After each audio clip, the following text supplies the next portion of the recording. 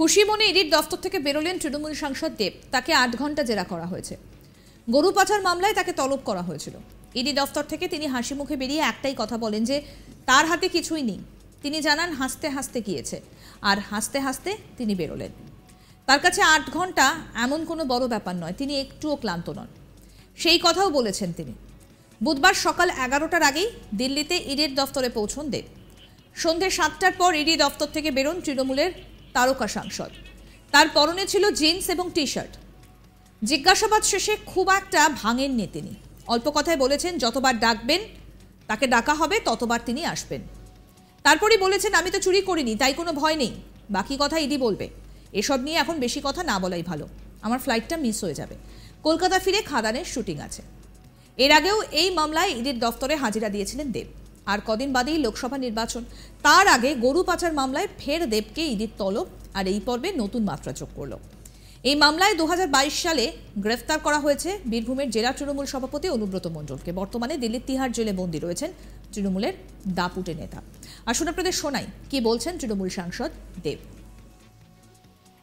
বলেছি যতবার ডাকবে ততবার যাব, সহযোগিতা করব, কারণ আমার সেই ভয়টা নেই কে গিয়ে কী হবে। কারণ আমার মনে হয় কি যারা সৎ মানুষ হয়, যারা মানুষের জন্য কাজ করে, তাদের ভয় পাওয়ার দরকার নেই। তো সেই জন্য সেই ভয়টা আমার ছিল। They are very sweet, honestly speaking. তোমাদের কাছে মনে হয় কি 8 ঘন্টা খুব জেরা হয়েছে, বাট আমার মনে হয় কি আমার এটা নিয়ে সেকেন্ড টাইম দিল্লিতে একবার সিবিআই অফিসে গেছিলাম। মানে অত্যন্ত ভদ্রলোক, অত্যন্ত ভদ্রভাবে বিহেভ করে, এবং যা যা জিজ্ঞেস করেছে আমার মনে হয় কি সেই জবাব দিয়েছি। যদি তাদের মনে হয় কিছু বাকি রয়ে গেছে, আবার যখন ডাকবে, আবার যখন ডাকবে তখন আবার যাবো। আপাতত কিছু না, না আমাকে আপাতত কিছু না। ইনামুলকে নিয়ে কোনো প্রশ্নই উঠেনি আছে। দেখো আমার একটাই কথা আছে কি এগুলো আমার হাতে তো নেই। কেন ডাকা হচ্ছে, কিসের জন্য ডাকা হচ্ছে, যখন ডাকা হচ্ছে আমি তো পৌঁছে যাচ্ছি। Being a law abiding citizen, being a responsible citizen, আমি তো আমি আমার দায়িত্ব পালন করছি, এবং আমার মনে হয় তারাও তাদের দায়িত্ব পালন করছে। এর মধ্যে আমার মনে হয় যে কিউরিওসিটিগুলো তৈরি হয়েছে, কি হচ্ছে, কেন হচ্ছে, এইটার জন্য হচ্ছে, ওইটার জন্য হচ্ছে। আমার মনে হয় কি কারো কথা শুনে লাভ নেই।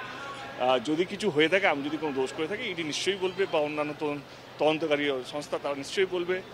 এবং আমার কোথাও সেই বিশ্বাসটা আছে কি জোর করে কেউ আমাকে ফাঁসাতে পারবে না। প্রসঙ্গত বলি, কিছুদিন আগেই দেবের রাজনৈতিক ভবিষ্যৎ নিয়ে জল্পনা শুরু হয়েছিল। সুপ্রিমো চেয়েছিলেন যে দেব আবারও ঘাটাল কেন্দ্র থেকে নির্বাচনে দাঁড়াক। তিনি দাঁড়াবেন কিনা সেই নিয়েও জল্পনা চলছিল। বিরোধী শিবির বলেছিল দেবের বিলম্বিত বোধোদয় হয়েছে। তারপর অভিষেক ব্যানার্জি এবং মমতা ব্যানার্জির সঙ্গে বৈঠকের পর তিনি জানান রাজনীতি দেব ছাড়তে চাইলেও রাজনীতি তাকে ছাড়ছে না। লোকসভা নির্বাচনের প্রাক্কালে ঘাটাল মহকুমা হাসপাতালের রোগী কল্যাণ সমিতির চেয়ারম্যান, ঘাটাল রবীন্দ্র শতবার্ষিকী মহাবিদ্যালয়ের পরিচালন সমিতির সভাপতি এবং বীরসিংহ উন্নয়ন পর্ষদের ভাইস চেয়ারম্যানের পদ থেকে ইস্তফা দিয়েছেন দেব। আর তারপরই দেবের রাজনৈতিক ভবিষ্যৎ নিয়ে আলোচনা শুরু হয়। এর মধ্যেই বর্তমান লোকসভায় সাংসদ হিসেবে শেষ ভাষণ দেবার সময় ইঙ্গিতপূর্ণ বার্তা দেন দেব। দিল্লি থেকে কলকাতা ফেরার পর দেব বলেছিলেন, দিদিকে আমি শ্রদ্ধা করি, ভালোবাসি। আমার মনের কথা দিদিকে বলেছি। সত্যি জানি না 2024 সালে কি হবে। আমি দাঁড়াবো কি দাঁড়াবো না প্রশ্নের মুখে। নিশ্চয়ই আমার মাথার মধ্যে কিছু একটা চলছে, মিথ্যে বলবো না। আমি হয়তো নাও দাঁড়াতে পারি। সংসদে ভাষণ দেবার পর ঘাটালের সাংসদ লিখেছিলেন, সংসদে আমার দিন শেষ। ধন্যবাদ দিদি, ধন্যবাদ দিদি, ধন্যবাদ ঘাটালের মানুষকে। তার এই বক্তব্যকে ঘিরে ক্রমশই জল্পনা দানা বাঁধে। পরে জানা যায় তিনি রাজনীতিকে ইতি জানাচ্ছেন না।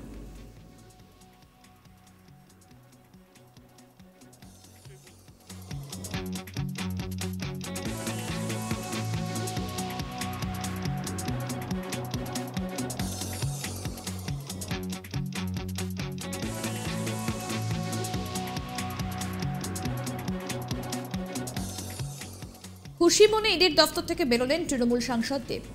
তাকে 8 ঘন্টা জেরা করা হয়েছে। গরু পাচার মামলায় তাকে তলব করা হয়েছিল। ইডি দফতর থেকে তিনি হাসি মুখে বেরিয়ে একটাই কথা বলেন যে তার হাতে কিছুই নেই। তিনি জানান হাসতে হাসতে গিয়েছে, আর হাসতে হাসতে বেরোলেন। তার কাছে 8 ঘন্টা এমন কোনো বড় ব্যাপার নয়, তিনি একটুও ক্লান্ত নন, সেই কথাও বলেছেন তিনি। বুধবার সকাল 11টার আগেই দিল্লিতে ইডির দফতরে পৌঁছন দেব। সন্ধ্যে 7টার পর ইডি দফতর থেকে বেরোন তৃণমূলের তারকা সাংসদ। তার পরনে ছিল জিন্স এবং টি শার্ট। জিজ্ঞাসাবাদ শেষে খুব একটা ভাঙেননি তিনি। অল্প কথায় বলেছেন যতবার ডাকবে ততবার আসবো। তারপরেই বলেছেন আমি তো চুরি করিনি, তাই কোনো ভয় নেই, বাকি কথা ইডি বলবে। এসব নিয়ে এখন বেশি কথা না বলাই ভালো। আমার ফ্লাইটটা মিস হয়ে যাবে, কলকাতা ফিরে খাদানের শুটিং আছে। এর আগেও এই মামলায় ইডির দফতরে হাজিরা দিয়েছিলেন দেব। আর কদিন বাদেই লোকসভা নির্বাচন। তার আগে গরু পাচার মামলায় ফের দেবকে ইডির তলব এই পর্বে নতুন মাত্রা যোগ করল। এই মামলায় 2022 সালে গ্রেফতার করা হয়েছে বীরভূমের জেলা তৃণমূল সভাপতি অনুব্রত মণ্ডলকে। বর্তমানে দিল্লির তিহার জেলে বন্দী রয়েছেন তৃণমূলের দাপুটে নেতা। আসুন আপনাদের শোনাই আরও একবার কি বলছেন তৃণমূল সাংসদ দেব। শাস্ত্রীও বলেছি যতবার ডাকবে ততবার যাব, সহযোগিতা করব, কারণ আমার সেই ভয়টা নেই কে গিয়ে কী হবে। কারণ আমার মনে হয় কি যারা সৎ মানুষ হয়, যারা মানুষের জন্য কাজ করে, তাদের ভয় পাওয়ার দরকার নেই। তো সেই জন্য সেই ভয়টা আমার ছিল। They are very sweet, honestly speaking. তোমাদের কাছে মনে হয় কি 8 ঘন্টা খুব জেরা হয়েছে, বাট আমার মনে হয় কি আমার এটা নিয়ে সেকেন্ড টাইম দিল্লিতে একবার সিবিআই অফিসে গেছিলাম। মানে অত্যন্ত ভদ্রলোক, অত্যন্ত ভদ্রভাবে বিহেভ করে এবং যা যা জিজ্ঞেস করেছে আমার মনে হয় কি সেই জবাব দিয়েছি। যদি তাদের মনে হয় কিছু বাকি রয়ে গেছে, আবার যখন ডাকবে, আবার যখন ডাকবে তখন আবার যাবো। আপাতত কিছু না, না আমাকে আপাতত কিছু না। ইনামুলকে নিয়ে কোনো প্রশ্নই উঠেনি আছে।